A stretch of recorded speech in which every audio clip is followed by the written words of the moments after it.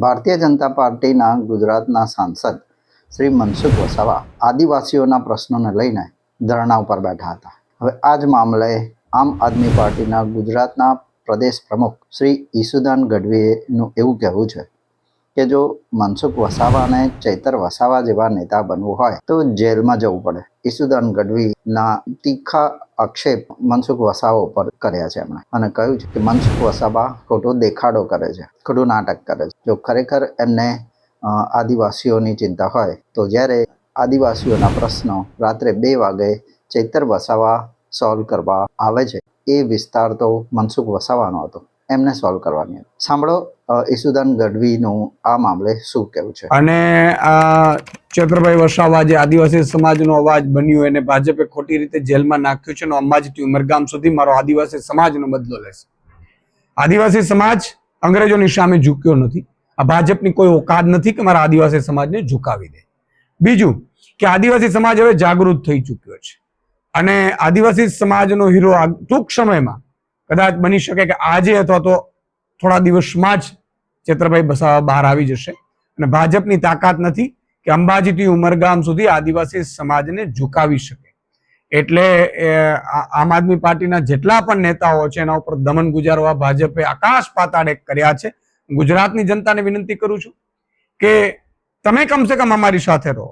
તમે લડી નથી શકતા, તમે બોલી નથી શકતા, તમે રસ્તા ઉપર ઉતરી નથી શકતા, તમે આંદોલન કરી નથી શકતા, કંઈ વાંધો નહીં, અમે કરીશું આંદોલન, અમે લડીશું, અમે તમારી માટે બોલીશું, અમે તમારી માટે અવાજ ઉઠાવીશું, અમે તમારી માટે લાઠી ખાઈશું, અમે તમારી માટે જેલ જશું. પણ અમે જેલ જઈએ પછી ભાજપમાં એક પણ મત ન પડવો જોઈએ. એ મારા ખેડૂતો, ગરીબો, વંચિતો, શોષિતો, મધ્યમ વર્ગ, સરકારી કર્મચારીઓ અને મહિલાઓની જવાબદારી છે. એ કહેવા પણ હું અપીલ કરું છું ગુજરાતની જનતા. સાંસદ મનસુખભાઈ વસાવા દેખાડો કરે છે, લડી નથી રહ્યા. જો લડી રહ્યા હોય તો ચૈતરભાઈની જેમ જેલમાં હોય. જેલમાં નથી. જ્યાં સુધી સાંસદ મનસુખ વસાવાજી જેલમાં ન જાય, 6-3 મહિના સુધી ચૈતરભાઈ ગયા ત્યાં સુધી એ લડ્યા છે એવું ન કહી શકાય. એટલા માટે કે જે કેસમાં ચૈતરભાઈ વસાવાને સ્પીડમાં સજા થઈ, એ પહેલા પણ જામીન ઉપર હતા, કેસ ચાલી ગયો.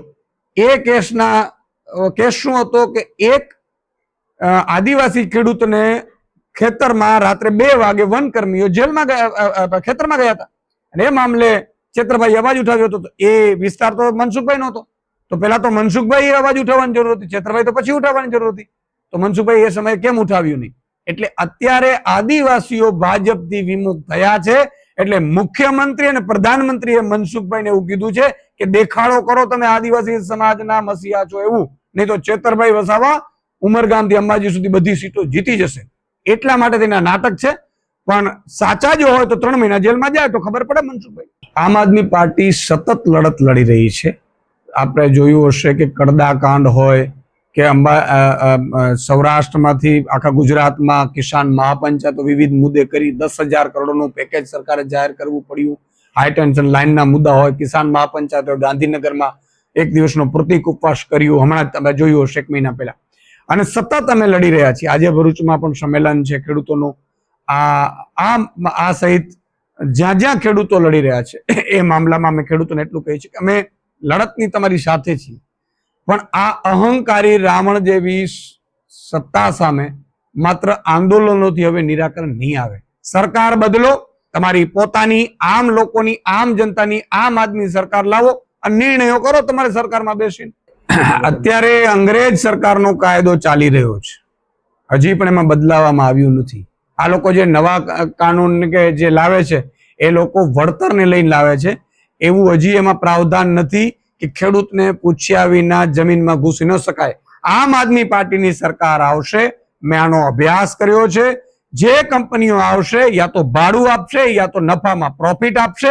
અને જ્યાં સુધી મારો ખેડૂત સહમત નહીં થાય ત્યાં સુધી ખેડૂતના ખેતરમાં કલેક્ટર કે એસપી ની તો શું, કંપનીઓ વાળાથી શું, મુખ્યમંત્રીના બાપની તાકાત નથી કે ખેતરમાં જઈ શકે. આવો કાયદો લાવીશું. તો મિત્રો, તમને શું લાગે છે કે ઈસુદાન ગઢવી ખરેખર પોલિટિક્સ રમે છે કે પછી ખરેખર એમને આદિવાસીઓની ચૈતર વસાવાના જેમ ચિંતા છે? ગુજરાતની રાજનીતિ હજી 2027ની ચૂંટણી ઘણી દૂર છે, 1 વર્ષથી વધારે સમય બાકી છે.